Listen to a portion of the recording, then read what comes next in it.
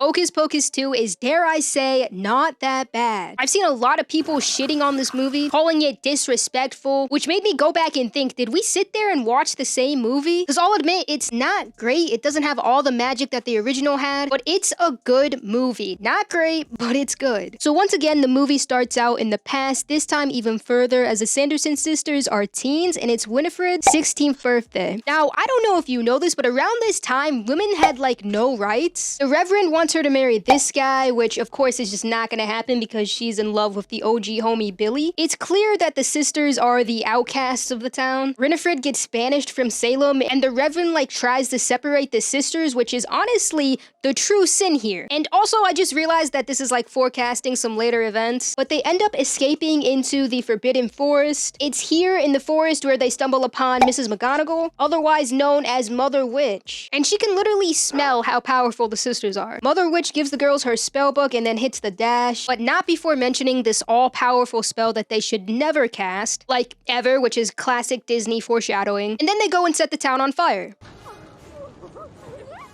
Fast forward to present-day Salem. It's Halloween, and it's also the main character Becca's 16th birthday. Her and her friends have this weird witchy vibe going on, including a mysterious birthday tradition. But we're down one girl because I guess she has a boyfriend, and you know how that goes. Too cool to make time for your friends and whatnot. Real high school shit. I hope not, because I didn't do the reading. No, I honestly really didn't get the purpose of this conflict until later in the movie when it kind of makes sense. Anyway, so Becca and Izzy, the two remaining girls, head over to the local Halloween shop, ran by this guy who has this weird obsession with the Sanderson sisters. He's turned their house into a gift shop, so I mean, at least he's profiting off of it. So at the shop, Gilbert gives Becca a gift, which is this interesting looking candle, and that turns out to be perfect for their birthday ritual. So they race straight to the woods, light the candle, do some witchy juju. Oh shit, wait a second, isn't that a black flame candle? Guess who's back in town, and are they singing?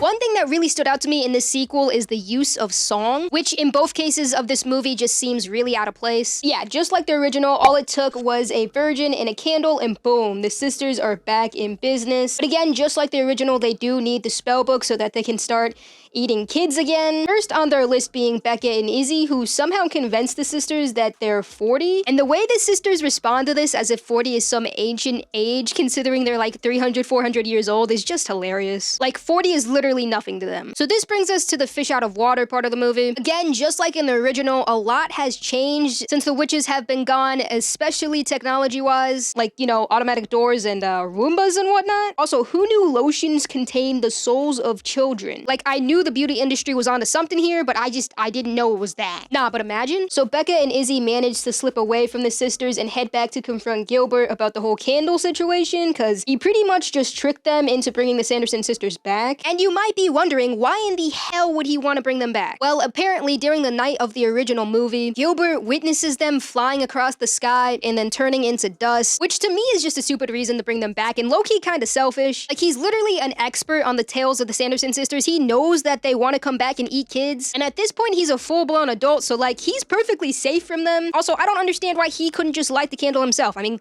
look at him. We all know if he spent his whole life after that one night in the original just obsessing over the Sanderson sisters, ain't no way he's getting some pussy. The sisters eventually make it back to their old house, and they see a poster of the mayor, which looks just like the Reverend. I guess it turns out that he's a descendant of the Reverend, you know, the one from the past who tried to like banish them or whatever, which sets Winifred off on this mission to conjure up the forbidden spell. We are doing the Magicae Maxima.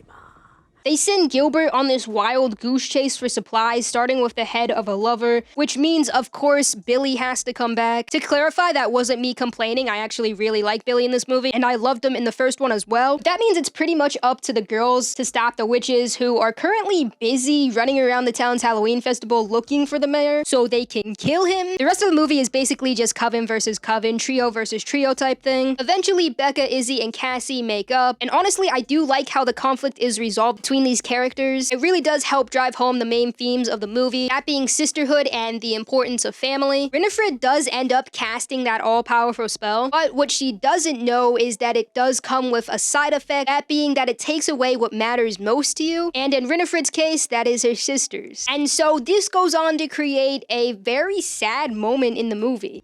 It takes what you value most. Silence. Thou'rt no witch.